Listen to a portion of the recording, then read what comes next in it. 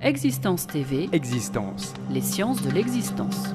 neurologique, psychique, holistique, quantique, énergétique, Existence TV, interview. Existence. Bonjour, Bonjour. bonjour Laurence Alandi, nous sommes sur Paris, ouais.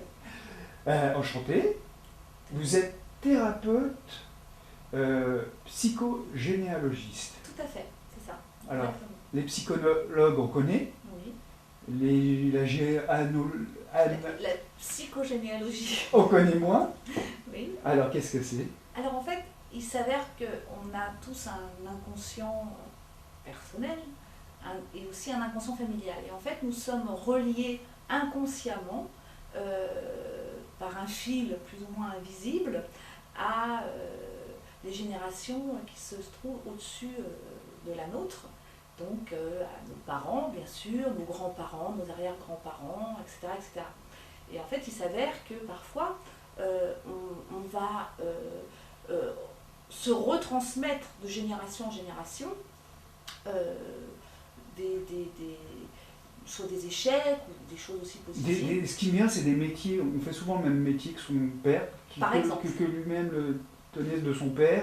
Tout à fait, tout à fait. Oui, oui, alors ça c'est dans le côté qui Ça, peut être positif. Ça peut être positif Voilà. et ça peut être négatif aussi. Alors on peut aussi se faire ce qu'on appelle des fidélités inconscientes pour rester en fait quelque part plus ou moins dans sa propre lignée. On risque aussi de se retransmettre aussi des sortes de ce qu'on peut appeler de sabotage, alors dans le domaine affectif, ça peut être dans le domaine professionnel, domaine financier, aussi Sans parfois savoir. Bah, c'est comme c'est dans le domaine de l'inconscient, D'accord. forcément. Et si vous devez donner une définition de conscient, inconscient, c'est quoi pour vous? Parce que c'est quelque chose de... Donc, l'inconscient, c'est ce qu'on appelle la conscience.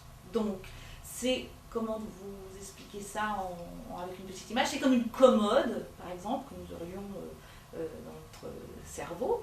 Et on va, dans chaque petit tiroir, y mettre tout un tas d'informations de notre vécu,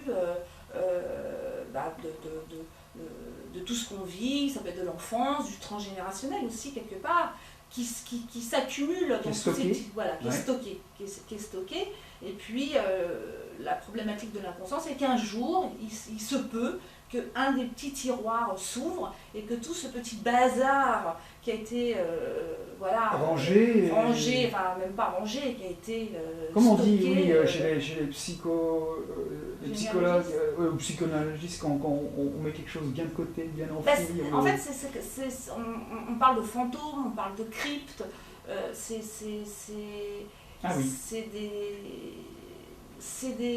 des moments ou des événements qui sont stockés dans l'inconscient qu'on n'a pas. Et parfois ça revient en conscience à ce moment-là.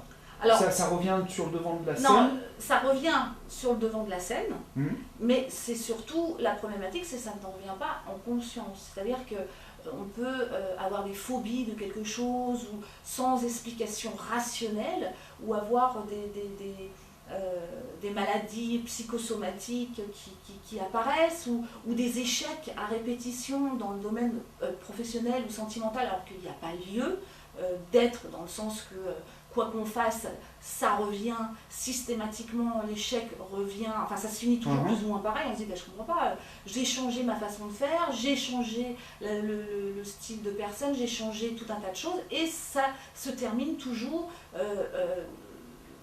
pareil. Parce qu'on a des fantômes, c'est ça parce qu'en fait, il s'est passé quelque chose au niveau d'une génération supérieure qui n'a pas été réglé, en fait, qui a été ce qu'on appelle les secrets de famille. Et il y a un moment donné, le secret voilà, il y a un moment donné, on n'en parle plus, puisque il y a une génération qui n'est plus du tout au courant de l'événement, de ce qui s'est passé, mais on le porte quand même inconsciemment, on se l'est repassé de génération en génération, et il y a un moment donné, il faut que ça sorte quelque part, le fantôme, entre guillemets, sort de sa crypte à un moment donné, et il s'avère que il y aura une génération où quelqu'un va récupérer la patate chaude, quoi, qu'on s'est refilé. Et qui du coup va peut-être aussi pouvoir éviter aux générations prochaines et futures, s'il règle le problème Voilà. pour tout le monde. Il faut à un moment donné, évidemment, quand on prend conscience De ça, qu'il y a ce genre de thérapie, et quand on prend conscience qu'il y a possibilité d'arrêter ce processus qui se répète indéfiniment comme ça, on peut justement couper.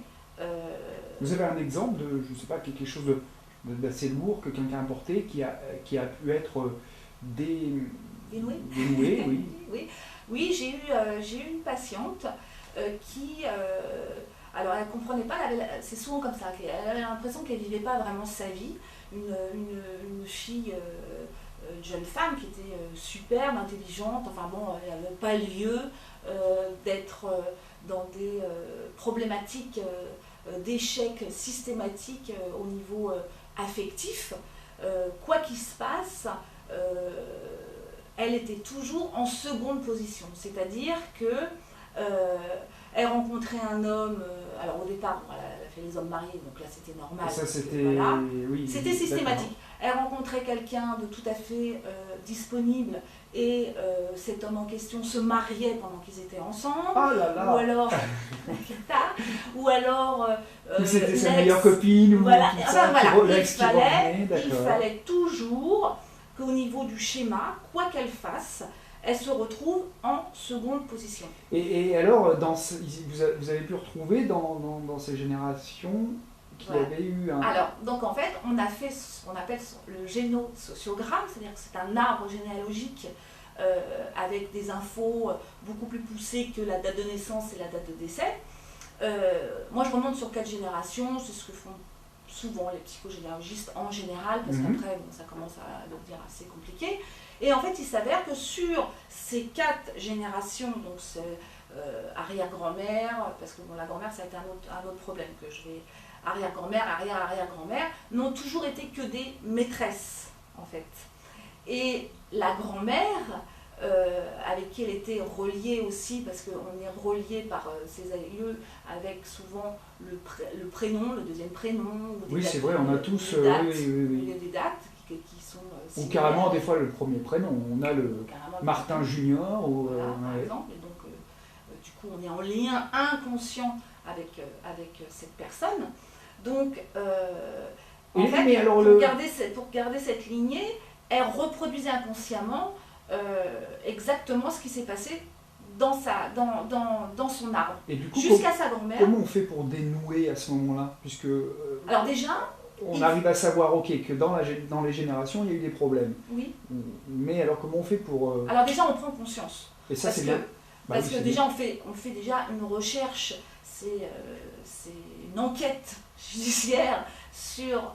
J'ai entendu une thérapeute un jour, Marina Bizala, qui me disait, déjà le fait de mettre la lumière dans une pièce où il y a des pièges, du coup on peut éviter les pièges. Exactement. Déjà une.